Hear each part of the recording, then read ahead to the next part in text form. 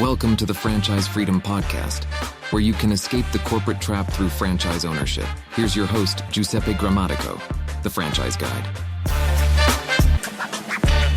Welcome to the Franchise Freedom Podcast. I'm your host, Giuseppe Grammatico, your franchise guide, the show where we help corporate executives experience time and financial freedom via franchising. Thanks for joining us today. Very excited. We are going to continue the series, three-part series of finding your perfect, or 3 weeks to finding your perfect franchise. We are week number 2. And just to kind of go back, so week number 1 is figuring out if a franchise was a good fit. We talked about being able to follow a process and systems and being open to that. The idea of money, having liquidity and certain net worths in order to be able to fund the franchise fee and help really fund the business, the working capital, the ongoing expenses, and just a time frame. The idea that a franchise, what's available today may not be available tomorrow. So we want to look at territory availabilities and have a 6-month or less time frame in order to make the final decision. So what are we going to talk about today? So since we've already decided, hey, a franchise may be a good fit, what do we do next? Let's just jump into brands, is where I normally see people kind of jump in. And I would challenge that to say, let's take a step back. There's 4,000 franchise companies, roughly 70 different industries in the United States alone. So why don't we, instead of doing that, why don't we just reverse engineer this process and figure out, what does the ideal business look like? So let's work in reverse. Let's figure out the ideal business. And then from there, week number 3 will be to kind of put this all together and start looking at brands. So, what we do on our second call is we put together a consultation call. We spend an hour together. But if you're doing this on your own, this is a time to really reflect and figure out, if you could have it all, right? Not it depends or what if you can have it all, what does this ideal business look like? So to give some examples are, what is your ideal kind of environment? Are you working from home, something home-based, or a small office outside the home, or a larger investment where you're looking at a brick-and-mortar retail location where you're going to a physical location? Key things to keep in mind with something that's being functioned from the home, operated from the home, or small office. Typically, these types of businesses are up and running in 90 days or less. No build out involved, no real inventory. Usually, you have maybe some vehicles, some equipment, but 90 days or less, and the investments come in less. I always say, 100, 200,000 is a very rough range on these types of businesses, with all the variables of, buying and leasing versus leasing a vehicle, if there's equipment or not, staff, if you're going to be full-time in the business, part-time in the business, brick and mortar. I always say a range of 6 to 12 months or more. We've seen it happen in less, and we've seen it happen in more. These are just ranges, and it's going to vary franchise, and you'll be able to speak with them on averages specifically for their brands, and then work with the franchisees and talk with them and ask them kind of what their experience has been. Think these are, one of the areas to consider. Another area to consider is financials. We talked about money on the first call, week 1. So on the financials, two questions to consider. Number 1 is, what is your comfort level with your cash or liquid injection into the business? And then number 2 is the overall investment. What is your comfort range there? And just like buying a home, you have a budget. Same thing with a business. A business, the franchisor will supply you with an item 7, which is an investment range. They'll give you a low and a high. Itemize that, break it down. So you want to be comfortable. So, with that range. So it may be, just say it's 300,000, and of that 300,000, you're funding it with cash or with a retirement rollover or an SBA loan. And that's going to be, just say, 20 to 30% range down, depending on the lender options and what's available and things like that. So things to think about. And again, what are we doing here? We're getting specific. So if we decided that we want to keep the investment lower, home-based, and that we want that investment to be under, 3 or even under 200,000, now we're starting to narrow down the search. in available options. Where are you located, right? You may be located in Denver, Colorado, and do you want your business to be Denver? Are there other areas? Maybe there's other areas that you visit, have a second home, vacation that you'd like the business to operate in. So, this is now a third layer, a third characteristic of the business, because, unfortunately, when a lot of people come to me, get super excited about a certain business, they'll find out that the entire area, maybe it's the city, or maybe it's the entire state, has been sold out.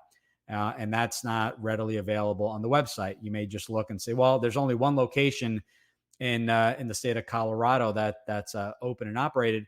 But on the flip side, there may be another 30 locations to be opened in the next year that just haven't opened up yet. Someone that purchased 5 locations and is doing a location a year, it takes a lot of time to find the right location that's been approved by the corporate office. So that's another idea. Another big one is the type of ownership. And this really is a great way to kind of scale it down.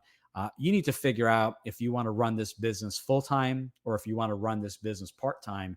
And a big part of it is, with part-time ownership, we call it semi-absentee. It allows you to keep your job and run the business on the side. Some key things to consider are, number one, it will increase your investment. You may be having to hire or pay for the salary of a general manager if needed. Not in every case, but in many cases, a general manager is needed, increasing that investment. And just time frame, how much time you have available to invest in the business. That's going to be key, and not just the total time, but when are you available? Some people have nights and weekends. Some people have flexibility. They work from home and are able to really kind of put in a few hours in during the day, nights and weekends as well. And that also affects the type of business that may be a good fit. So, and there are numerous characteristics. This is just the tip of the iceberg. And this is, where we bring a lot of value and feedback. I've owned, multiple companies. We're able to provide feedback because it's not just about, entering your information in a portal saying, I like restaurants, and then it just, gives you a list of restaurants available. We want to figure out, what attracts you to certain businesses, because in many cases the franchisor does not require experience in the industry. They're looking for a skill set, a transferable skill set. So in my case, I worked on Wall Street, was in sales. Sales is a transferable skill set across the board. Really can, if you're good at sales, you can do it just about in every industry. So that's what the franchisor has kind of a ideal avatar of who they're looking for. So what is the skill set and what is the role in the business? Because if you are very introverted and don't like to go out in sales appointments and network at chamber of events, certain businesses are not going to be a good fit. So we look at what you're good at, strengths and weaknesses and backgrounds and things like that. Not necessarily looking at just the experience. I've experience in home service and specifically in painting. That's great. It could be a big plus, but don't limit yourself just to painting. Open it up to home services, open it up to business coaching if you like sales. And there are brands that revolve around expense reduction for small businesses. So I want to take a step back. Got really excited in that part, but going back to the type of ownership, on the flip side is owner operator, where that is going to require you typically for the first 6 to 12 months to be full-time. Some brands require you to be full-time. And basically take a step back after you've really learned the business. So a little bit different than semi-absentee. If the brand offers semi-absentee ownership, you can also run it full-time. But if the brand requires you to run it full-time from day one, you're going to have to leave your job.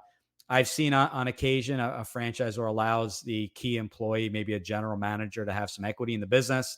Maybe they put up some money, own a percentage of the business, and that's allowed. That's kind of a case by case. So that varies, I should say, brand by brand. But these are some things to consider. So what do we do with all this? Well, what I do on our end, we put together a franchise model where it's a summary of what this ideal business looks like. If you're doing this on your own, you're really figuring out, okay, we've looked at location, the type of ownership. We've looked at the investment, my skill set, weaknesses, and the investment and all that kind of stuff. And we put that all together. And just, if you want to add another layer, and we cover a lot more than what we're covering today when I work one-on-one with our candidates, is, kind of figuring out what the ideal day is. What am I doing? And keeping in mind, a new business, you're going to wear multiple hats to get the business up and running. But what does a business ideal day look like after, just say, six month mark, when maybe the business is up and running, you've been trained, and you have your staff? You're always looking for good and actually great people to run the business. But what does the average day look like? And prize in many cases that the average day may look like a lot of networking for certain brands, and that could be for home service and business coaching and many other businesses, fitness and health and wellness and things like that, where you're networking at chamber of events and, really getting to know everyone in town. In some cases, the franchisor may have you become the mayor of the town and just get to really know everyone, and you're the go-to for that one, specific product or service. So, by doing this and getting very clear, every time we make a decision on a characteristic, we're able to narrow the funnel down and just say, well, I don't want brick and mortar retail. Well, that may eliminate hypothetically half the franchises out there. And I want to run this semi-absentee. Again, we're chopping it down another half of the brands. Then we get specific on the investment, the skill sets and things like that. And now we're getting super specific so that we're ruling out the brands. We're not just blindly picking brands that are available. Some of the brands may not have any availability in your market, so you have to be okay with maybe being an hour, from where you live. So the example of Denver, maybe it's an hour away, but which is not ideal. But realistically, you're only traveling in the territory once a week. So getting clear, and that's when you start having conversations with the franchisor. So, getting clear on the ideal business is great. You start to also look at things when I work with people, strategies as far as growth plans. What's the big picture is just to build an enterprise, to leave a legacy to your family, and, add additional brands or territories and what that looks like. So, we spend a lot of time there. This is just part of what we cover, but this is a great, once you figure out a franchise is a good fit, let's figure out what it looks like. And then from there, we'll figure out, week number 3, the brands and, how to go about in the beginning stages of the due diligence process. So hopefully you found this helpful. This requires, this is where I would spend a lot of time getting ultra specific. And in some cases, you're not certain between a brick and mortar location or home-based service. So you leave it open. Maybe you look at, if ideal, you want to narrow it to 3 brands. You look at 1 brand that's brick and mortar and 2 that are service-based. That's okay. But we do need to make some decisions here.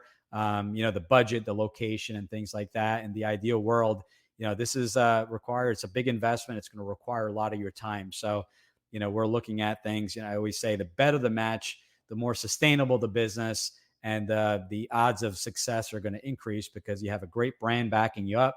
You get a great match in the type of business, got a great match in the role and what you'll be doing. And it won't be a struggle, if you're not doing cold calls when you're introverted and vice versa. So you want to stack as many things in your favor as possible, ultimately creating and hopefully generating the most success of that business and enjoyable. If you're going to spend a majority of your time at work or whatever that time looks like, you want it to be enjoyable. You want it to be fun and something you look forward to daily. So that wraps up week number 2. Thanks for joining us. We're going to dive into week number 3 in the next call.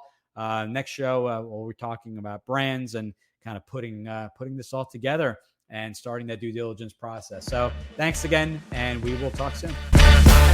Thanks for tuning in. If you want to learn how to make the transition from corporate to owning your franchise, join Giuseppe on the next episode. You can also follow on all social media platforms and achieve financial and time freedom today.